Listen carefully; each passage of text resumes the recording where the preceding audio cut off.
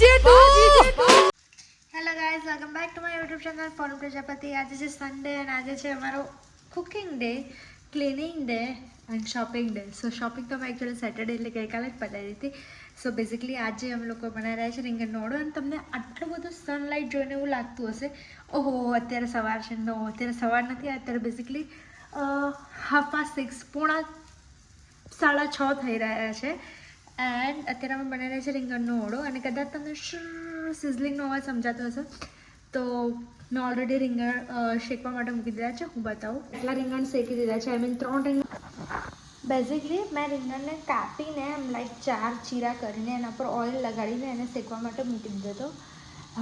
સો યા એ શેકાઈ જાય એના પછી હું એને પીલ કરી લઈશ અને આવી રીતના એકદમ ઝીણું ઝીણું કટ કરી લઈશ. સેમ હું ટમેટા એન્ડ લીલી ડુંગળીને પણ ઝીણું ઝીણું ચોપ કરી લઈશ. એન્ડ હા, હું મરચાંને પણ રોસ્ટ કરીશ પહેલાં, દેન કટ કરીશ. સો આવી રીતના મેં ટમાટોસ પણ ગ્રીલ કરી લીધા છે. હવે હું છે ને એને પીલ કરી લઈશ.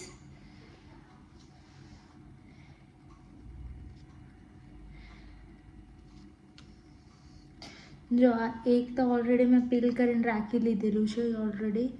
સો એવી રીતના હું બધા ટમાટોસ પહેલાં પીલ કરી દઈશ એન્ડ દેન મરચાં રોસ્ટ કરીશ. સો ફાઇનલી મેં જે ચીલી પણ એકદમ રોસ્ટ કરી લીધા છે એન્ડ એને હવે વઘાર ચાલુ કરીશું. તમે જોઈ શકો છો બહાર એટલું મસ્ત એટમોસ્ફિયર થયું છે. અત્યારે વરસાદ પણ ચાલુ થયો છે. મને લાગી રહ્યું છે પરફેક્ટ ડે છે ઓળો બનાવવા માટે. સો થોડું તેલ નાખીશું આની અંદર.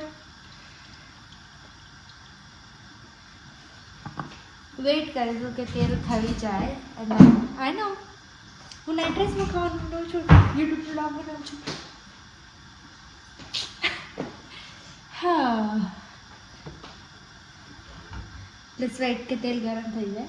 ફાઇનલી તેલ ગરમ થઈ ગયું છે એન્ડ હું આની અંદર હવે થોડું જીરું નાખી દઈશ. મને ખબર કેટલું જીરું નાખ્યું છું બિકોઝ હું કોઈ દિવસ માપ નથી કરતી.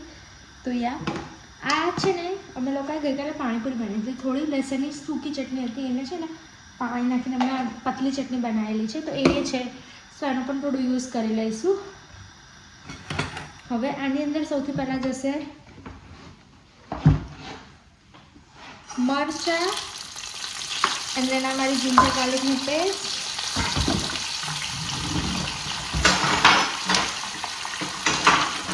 ફટાફટ ચમચો કાઢી લીધો. 2 મિનિટ ચોપર કરીશું અને દેન હવે જશે મારો કાંદો.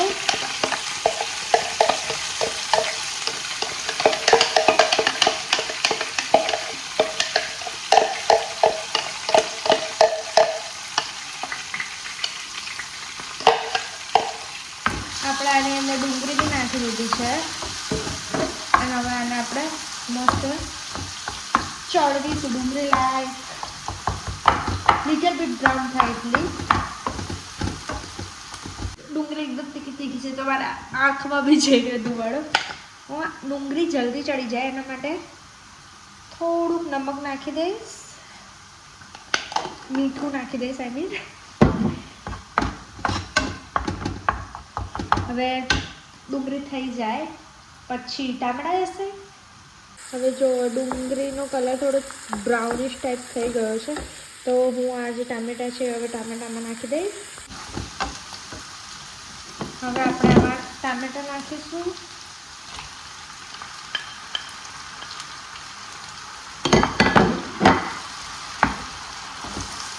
મિક્સ કરીશું અને જ્યાં સુધી ટામેટાં એકદમ આઈ નો તમે ટામેટાં ઓલરેડી રોસ્ટ કર્યા હોય તો ટામેટાં ઓલરેડી થોડા ચડી ગયા છે, અંદરથી ક્યાંક ક્યાંક જ કાચા હોય, એટલે એકદમ પક્કા ચડાવી દેવાના, ફૂલ ચડાવી દેવાના.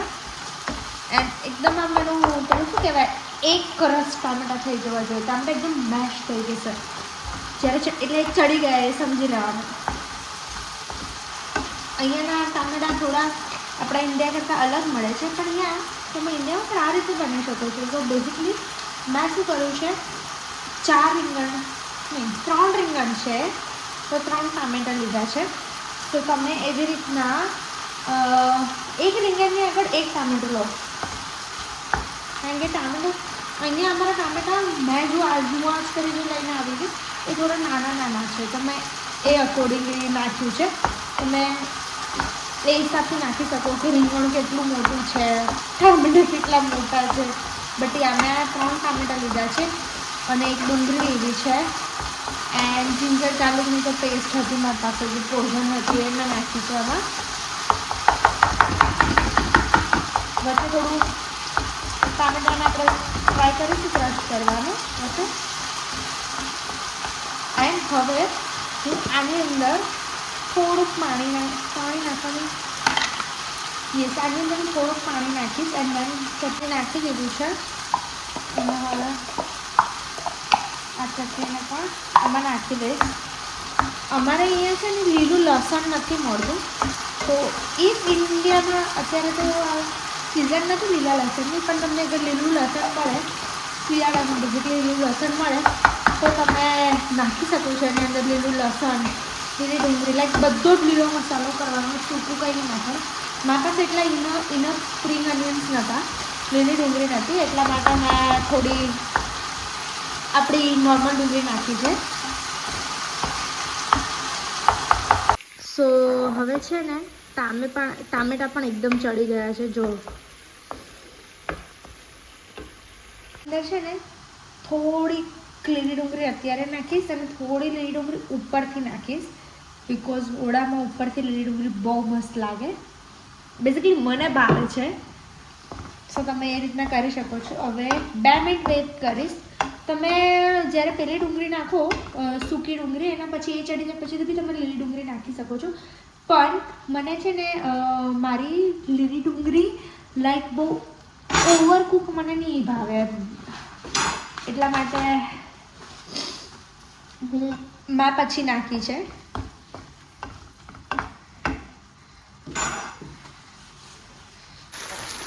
મારી લીલી ડુંગળી પણ થોડી ચડી ગઈ છે. અંદર છે ને લીલી ડુંગળી થોડી ચડી ગઈ છે, ત્યાં સુધી હવે મસાલો કરી દઈશ એની અંદર. સૌથી પહેલાં જશે થોડી હળદર, ધાણા જીરું. આઈ લાઈક ધાણા જીરું મોર, સો હું થોડું વધારે નાખીશ. 1 ચમચીની જગ્યાએ 2 ચમચી નાખીશ. સો આપણે લીલા મરચાં બી નાખ્યા છે, તો સો એઝ આઈ ટોલ્ડ યુ કે તમારે એકદમ લીલો ઓળો બનાવવો હોય તો યુ કેન સ્કીપ લાલ મરચું ને એવરીથિંગ. તમે ખાલી લીલા મરચાં જેવી રીતના નાખો. પણ મને ગમે ઓળામાં થોડોક જે કલર આવે એના લીધે થઈને હું લાલ મરચું નાખીશ. થોડી હળદર નાખી છે, ધાણા જીરું નાખ્યું છે. એન્ડ હવે આને મસ્ત મિક્સ કરી લઈશ એન્ડ વેઇટ કરીશ કે મસાલા બધા ચડી જાય મસ્ત. એટલી મસ્ત સ્મેલ આવી ગઈ છે ઓલરેડી. તમે જોઈ શકો છો હવે છે ને મારો મસાલો ચડી ગયો છે, તેલ છૂટવા માંડ્યું છે. તો હવે હું આની અંદર રીંગણ, જે શેકેલો રીંગણ છે એ એડ કરી લઈશ. હવે હું આની અંદર જે મેં રીંગણ શેક્યા હતા એ નાખી દઈશ. એકદમ મેં એને એકદમ ફાઇનલી ચોપ કરી નાખ્યા છે.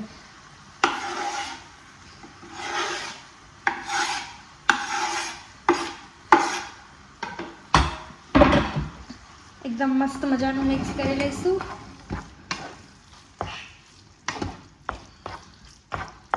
સો મેં એકદમ પ્રોપર મસાલો મિક્સ કરી નાખ્યો છે આની અંદર.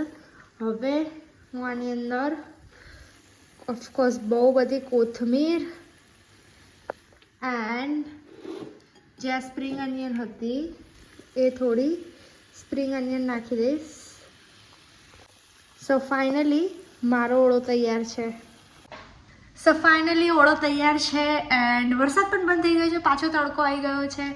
એન્ડ હવે ઓળો અને આ રોટલો જો અગર અહીંયા બહારથી બને તો હું બનાવીશ, નહીંતર ઓળો અને રોટલી ખાઈ લઈશું હવે આજે. એન્ડ પ્લીઝ તમે આ રેસીપી ટ્રાય કરજો અને મને કહેજો કે કેવો બન્યો હતો ઓળો. Please do not forget to like, share and subscribe my channel. Do not forget to press the bell icon and thank you for watching this vlog. See you in next vlog. Bye.